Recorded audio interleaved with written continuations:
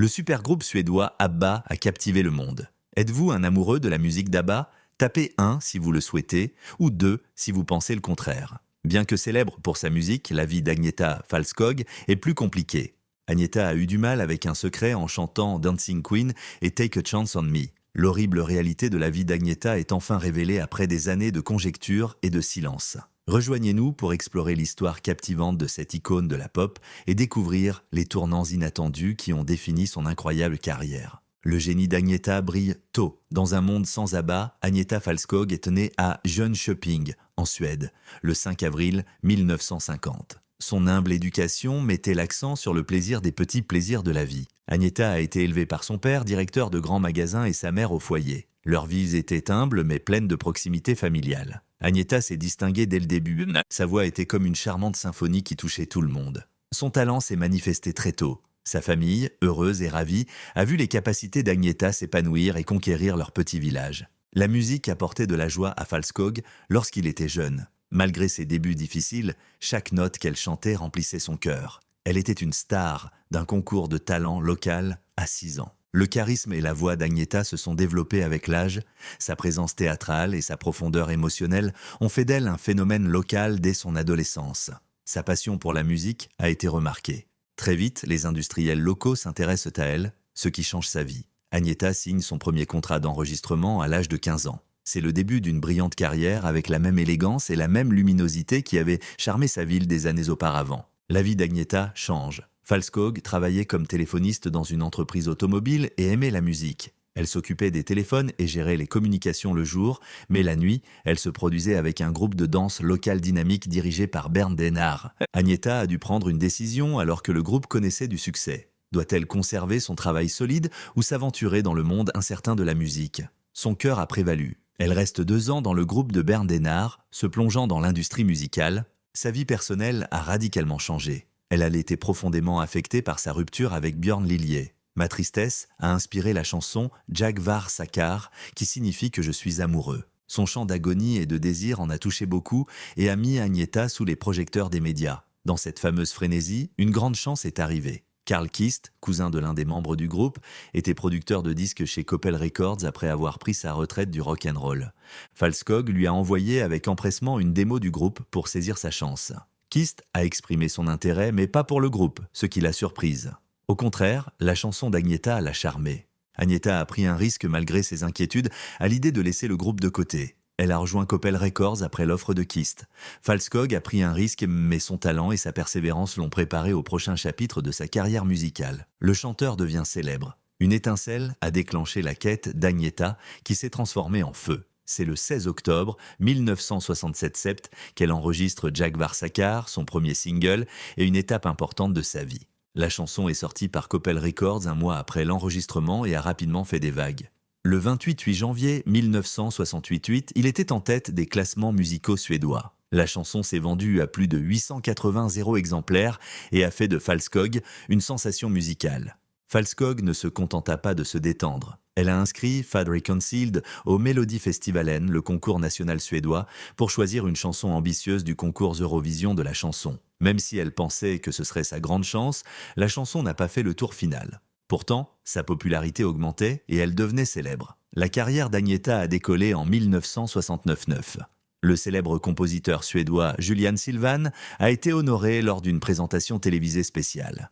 C'était énorme et indiquait qu'Agnetha devenait une pop star suédoise. Zigenarvan, Gypsy Friend, était sa nouvelle chanson plus tard cette année-là. Une petite fille tombe amoureuse du frère de la mariée lors d'un mariage gitan dans la ballade poignante.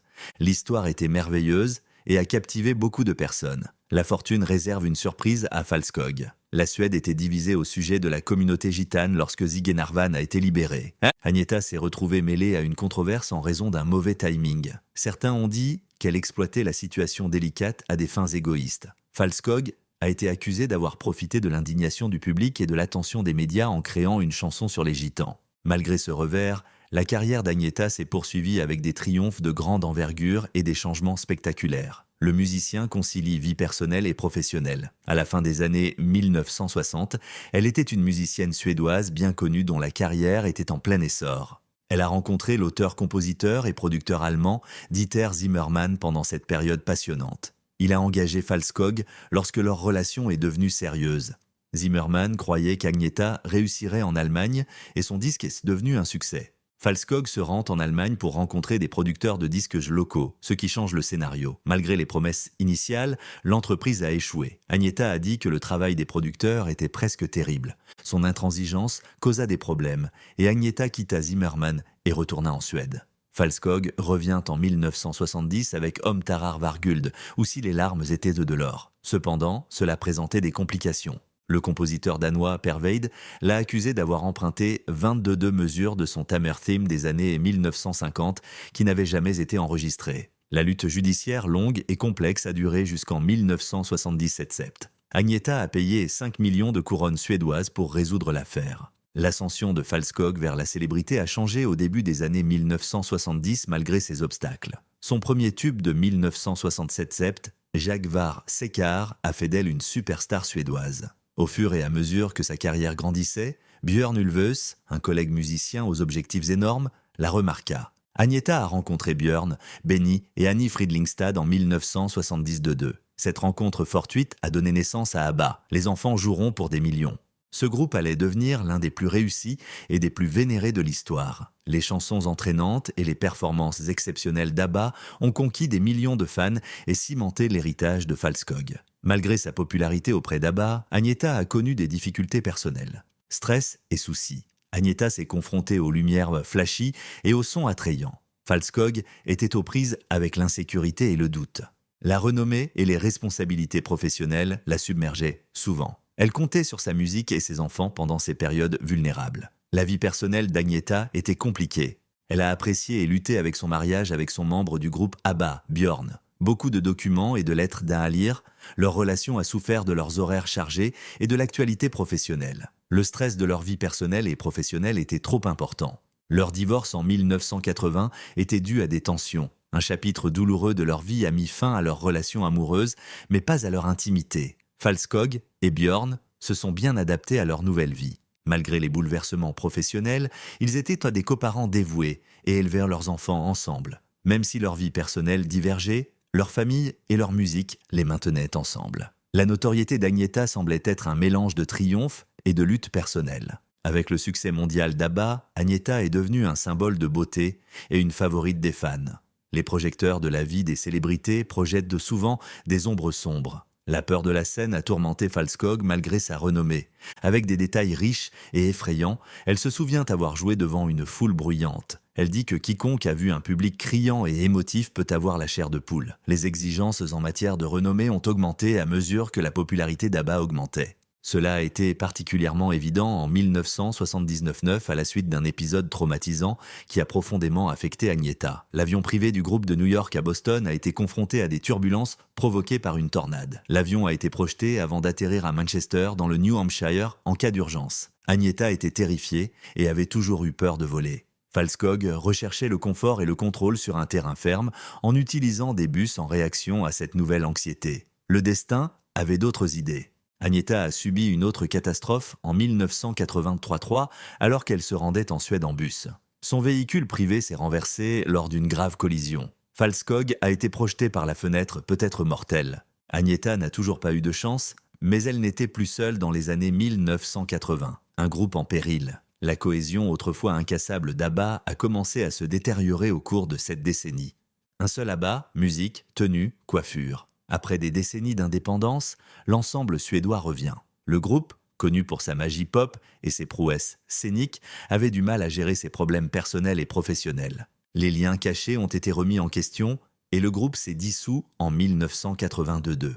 Agnetha a vu cela comme la conclusion d'un âge d'or et le début d'un grand changement et d'une grande instabilité. La séparation d'ABBA a été un triste événement dans l'histoire de la musique, mais son impact a continué. ABBA Mania a captivé les fans du monde entier. Leurs chansons sont devenues des classiques intemporels et leur influence sur la culture pop s'est accrue au fil du temps. La popularité continue d'ABBA a été mise à l'épreuve en 2000 par une proposition sans précédent. ABBA s'est vu offrir une tournée de 100 concerts d'$1 milliard par une société américano-britannique avant que Mamma Mia ne prouve la longévité du groupe. L'offre était trop lucrative pour être refusée selon Benny Andersson.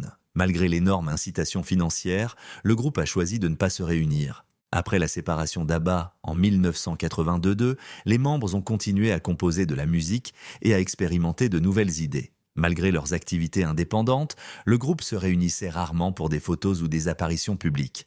Ils se souvenaient du groupe plutôt que de vivre avec eux. En 2018, une nouvelle étonnante a ravivé l'héritage d'ABBA. Le groupe a annoncé une tournée révolutionnaire d'avatars numériques pour faire revivre leurs performances de classiques. Cela a motivé les membres à enregistrer à nouveau après 37 ans.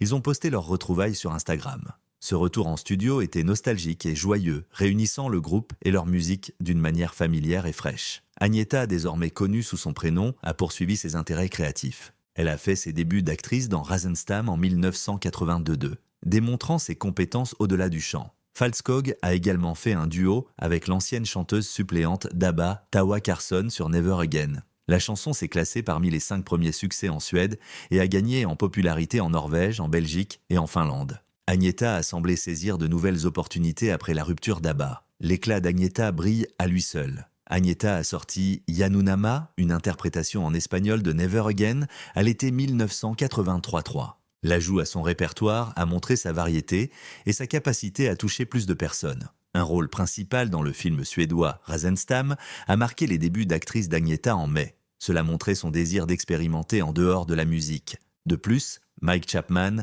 a produit le premier album solo d'Agnetha après ABBA Wrap Your Arms Around Me sur le label Felco. Sa carrière a avancé avec le disque. L'Amérique du Nord et l'Australie ont connu un certain succès, tandis que l'Europe a été un succès. C'était l'album le plus vendu de l'année en Suède, en Norvège, en Finlande, en Belgique et au Danemark. L'album se vend à 5 millions d'exemplaires la première année, prouvant son succès. En Europe continentale, 2 albums singles ont été énormes. Hit Is On était numéro 1 en Suède, au Danemark, en Norvège, en Finlande, en Belgique et aux Pays-Bas, et numéro 2 en Allemagne. C'était le seul succès de Falskog dans le top 40 britannique jusqu'en 2004 et a culminé au numéro 35,5. Wrap Your Arms Around Me, la chanson titre, a atteint le numéro 1 en Belgique et 4 aux Pays-Bas. Le principal succès de l'album en Amérique du Nord était Can't Shake Loose. Il a réussi avec succès, atteignant la 29e place du Billboard Hot 100 et la 23e place de la liste canadienne des 50 meilleurs singles RPM. Les débuts solo d'Agnetha ont confirmé son génie, sa popularité et sa capacité à gérer le monde post-ABBA avec élégance. Cela n'a pas été sans obstacle. Tout le monde n'a pas aimé les chansons d'Agnetha. En mars 1985, Falskog sort Eyes of a Woman, la propulsant dans un nouveau territoire musical. Eric Stewart de DXCC a produit cet album qui annonçait une nouvelle phase pour Agnetha. Elle était impatiente de démontrer ses capacités de manière nouvelle et unique après ses succès passés. L'album Eyes of a Woman a reçu des critiques mitigées. Barry Melton de Melody Maker a fait l'éloge de la voix impeccable et sucrée d'Agnetha, mais a noté qu'elle s'était décidée à contribuer au projet plutôt qu'à les diriger. Malgré des critiques mitigées, le disque est un succès. L'album a atteint la 2e place en Suède, où Agnetha reste populaire. Il s'est bien placé dans le top 20 de la Norvège et de la Belgique. C'était bien. La réaction de l'album au Royaume-Uni a été moins positive. Il n'a tenu qu'une semaine dans le top 40. Les ventes européennes de 800 exemplaires d'Eyes of a Woman ont été fulgurantes. Cela montre que l'attrait musical de Falskog est toujours solide, même si certains marchés ne sont pas d'accord. I Won't Let You Go, le principal succès de l'album d'Agnetha, a été écrit par elle. Il a connu un certain succès et a atteint la 6e place en Suède. Il a atteint le numéro 18 aux Pays-Bas et le 24,4 en Allemagne de l'Ouest. Beaucoup s'avèrent désormais qu'Agnetha s'épanouissait en tant que chanteuse solo. Mais ses efforts de coopération ont continué à briller en 1986. The Way You Are est son duo avec Ola Hansson. Cette chanson est en tête des charts suédois et norvégiens. Falskog a été ravi lorsqu'il a atteint le sommet des charts brésiliens en dehors de l'Europe. Au début de 1987, Agnetha se lance dans une entreprise touchante mêlant musique et maternité. Carousel est son album avec son fils Christian. Ce CD pour enfants chanté en suédois a été créé. Falskog et Christian ont enregistré de nombreux duos et un chœur d'enfants a fait son apparition. Carousel a été bien accueilli et nominé pour le prix de musique suédois 1988 Grammys dans la catégorie Grange ou Enfant. Malgré ses nombreuses victoires, la chanteuse voudrait éventuellement faire une pause dans sa célébrité, même à petite dose. Prendre des pauses, en 1988, le parcours artistique d'Agnetha l'a amenée sous le soleil de Malibu, en Californie. Elle y a enregistré son quadri-album solo post-ABBA, I Stand Alone. L'ancien membre de Chicago Peter C. et le producteur de La Isla Bonita de Madonna, Bruce G., ont produit l'album. I Stand Alone, sorti en novembre 1987, a eu un accueil européen mitigé. Ce fut un petit succès dans plusieurs endroits, mais il domina la Suède pendant 8 semaines et devint le disque le plus vendu de 1988. Le disque s'est vendu à plus de 300 exemplaires en Scandinavie selon H. Englund, directeur suédois de Brea, qui a vendu 800 exemplaires dans le monde. En dehors de la Scandinavie, le disque a moins bien fonctionné. Le duo d'Agneta et Peter Sie, I Wasn't the One Who Said Goodbye, a été distribué principalement en Amérique du Nord. Elle a atteint le numéro 90.3 du Billboard Hot 100. La chanson était un succès du Billboard Adult Contemporary. Le chanteur semblait se porter bien. Falskog a délibérément réduit ses apparitions publiques après la publication en 1987 de son album I Stand Alone. Son choix de ne pas promouvoir le disque dans les émissions de télévision ouest-allemandes les plus importantes était remarquable compte tenu de sa grande performance européenne. Au lieu de cela, elle est apparue au Terry Wogan Show à Londres en février 1988 à des fins de marketing. C'était l'une de ses rares apparitions publiques à cette époque, reflétant son désir de se concentrer ailleurs. Agneta a exercé des activités non publiques pendant cette période.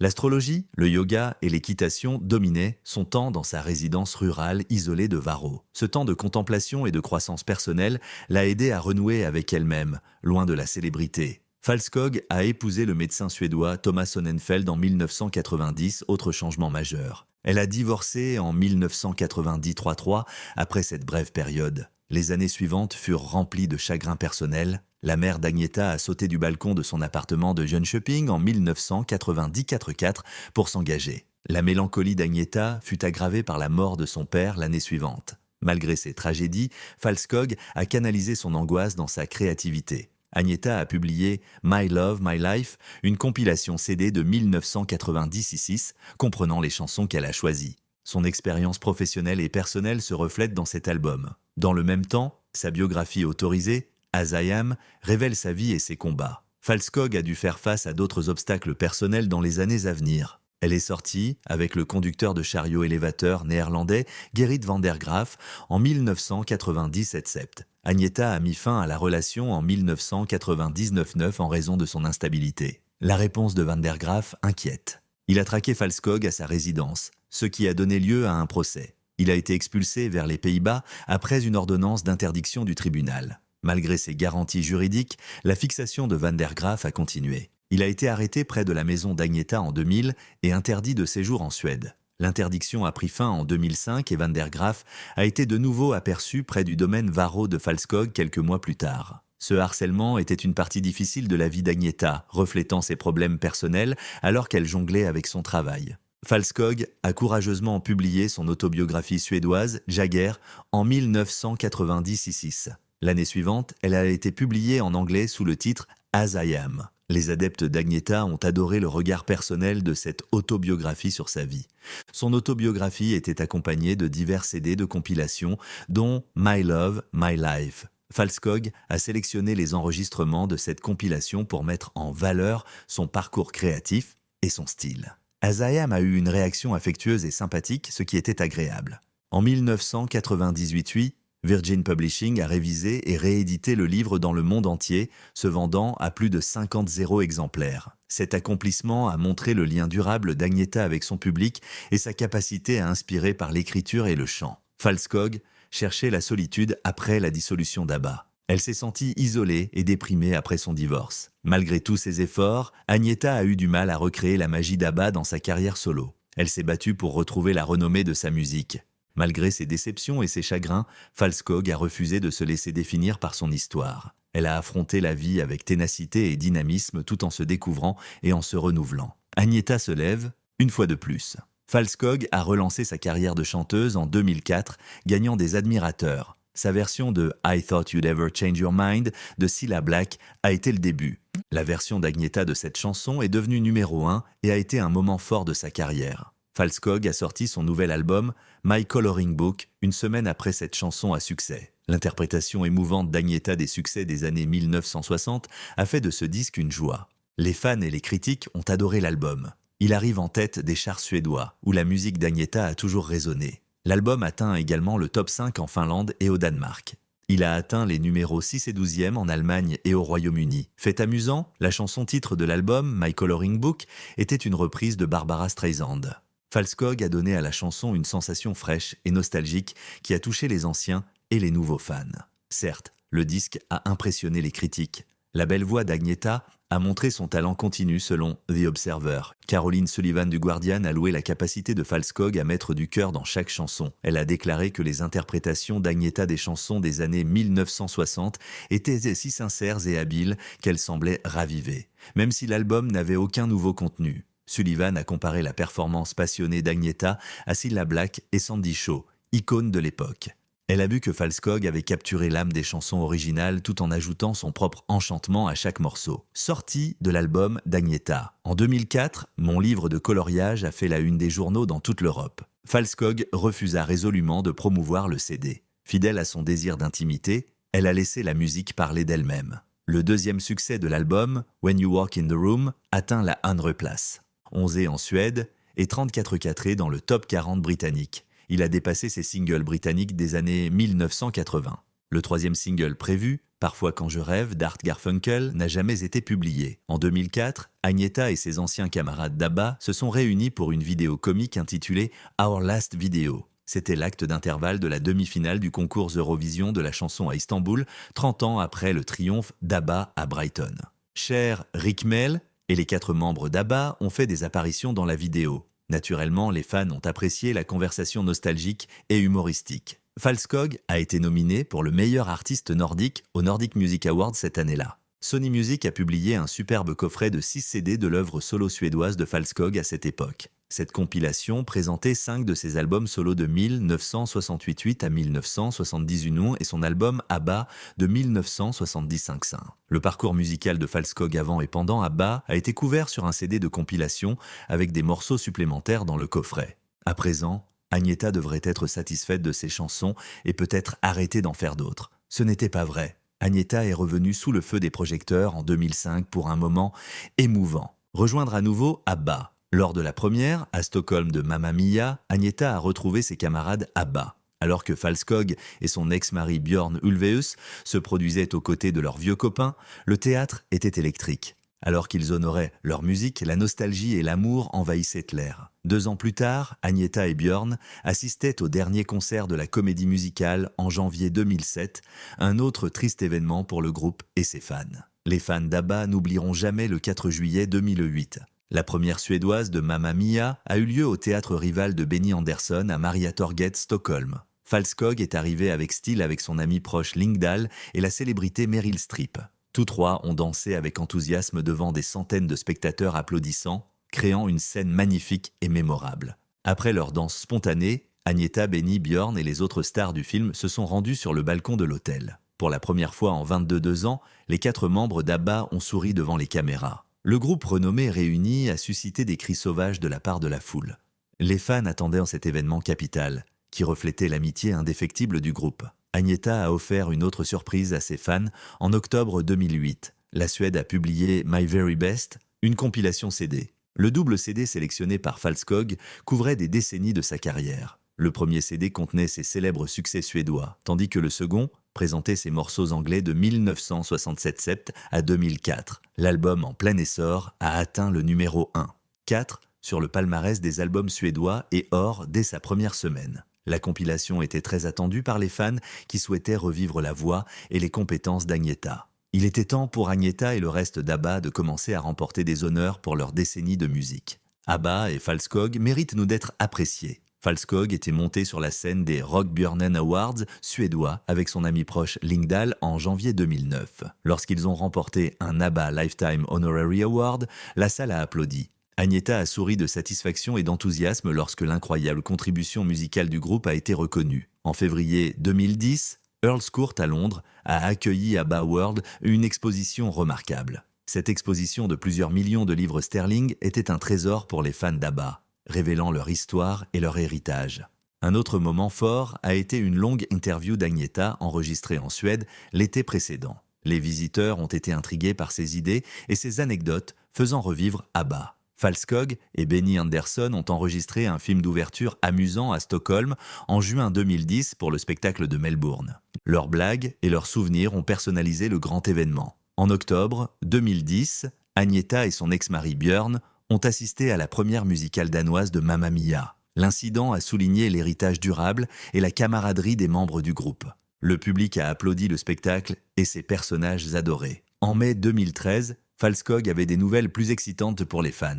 Au Royaume-Uni, Duran Ellison et Peter Nordal ont produit son nouvel album A. Le 11 mars, le premier morceau, When You Really Loved Someone, a été mis en ligne en téléchargement et accompagné d'une vidéo suscitant l'anticipation. Le 11 mars, l'Allemagne a sorti The One Who Loves You Now comme premier single. Le CD était merveilleux, comprenant un duo touchant avec Gary Barlow de Take That, I Should Have Followed You Home. Lors de la soirée de sortie de A à Stockholm, Agnetha a reçu le Kai Gullmar Memorial Award du Scandipop 2013 le 1er mai. Cet honneur a souligné son impact durable sur l'industrie musicale. Falskog a joué en live pour la première fois en 25 ans lors du concert BBC Children in Need Rocks 2013 à Londres le 12 novembre. Son duo, avec l'organisateur de l'événement Gary Barlow, interprétant I Should Have Followed You Home de son nouvel album, a épaté la foule. La performance était incroyable et mettait en valeur la voix et la présence scénique toujours formidable d'Agnetha. Après la sortie du single dans la plupart des pays, Falskog a enregistré une vidéo pour I Should Have Followed You Home le 18 novembre 2013. Cependant, sa sortie au Royaume-Uni a été retardée. Malgré cela, le morceau était populaire. Agnetha a poursuivi ses réalisations extraordinaires en 2014. Elle a reçu le prix du meilleur album féminin lors de la 6e édition des Scandipop Awards. Elle a également été nominée pour le German Echo Award 2014 dans la catégorie mondiale Artist Rock Pop, consolidant ainsi sa renommée et son influence mondiale. Cependant, cela a continué. Agnetha a ensuite travaillé sur de nombreux autres projets. Falskog crée de l'art chaque fois qu'elle le peut. Le Royaume-Uni a publié la biographie de Danielle Ward, Agnetha Falskog, la fille aux cheveux d'or, en avril 2016. Le livre raconte son incroyable carrière et ses problèmes personnels. Falskog a enregistré I Still Have Faith in You et Don't Shut Me Down avec ses camarades Dabba, Frida Lindstad, Björn Ulvaeus et Benny Andersson à l'été 2017. Ces chansons étaient à l'origine destinées à une émission spéciale d'ABBA, mais ont ensuite été incluses dans l'ambitieux projet numérique Montrer ABBA Voyage. Puis, le 2 septembre 2021, ABBA a fait une annonce spectaculaire en direct sur YouTube. ABBA Voyage, une résidence de concert virtuelle et un album 2017-2021 ont été annoncés. Premier album studio en 40 ans, cet album éponyme compte 10 chansons, dont I Still Have Faith in You et Don't Shut Me Down. Un double single face A est sorti le 5 novembre 2021, ravissant les fans du monde entier. La sortie de l'album Voyage le 27 mai 2022 a marqué un retour remarquable. L'ABBA Arena du Queen Elizabeth Olympic Park à Londres a accueilli le concert d'ABBA Voyage. Cette présentation spéciale a offert aux fans une nouvelle façon de découvrir le charme d'ABBA en utilisant les avatars informatisés des membres du groupe. Le 23 août 2023, les principaux comptes de réseaux sociaux d'Agnetha ont suggéré un nouveau single, Where Do We Go From Here? La chanson a fait ses débuts sur l'émission Zoe Ball's Breakfast Show de BBC Radio 2 le 31 août 2023. Le 13 octobre 2023, elle sortira son album A+. Les réalisations de Falskog dans l'industrie musicale sont incalculables. Sa voix étonnante, ses paroles passionnées et sa présence scénique engageante ont captivé des générations de fans de musique à travers le monde. Elle a façonné la musique grand public avec ABBA, inspirant de nombreux musiciens. Merci d'avoir regardé. À la prochaine fois.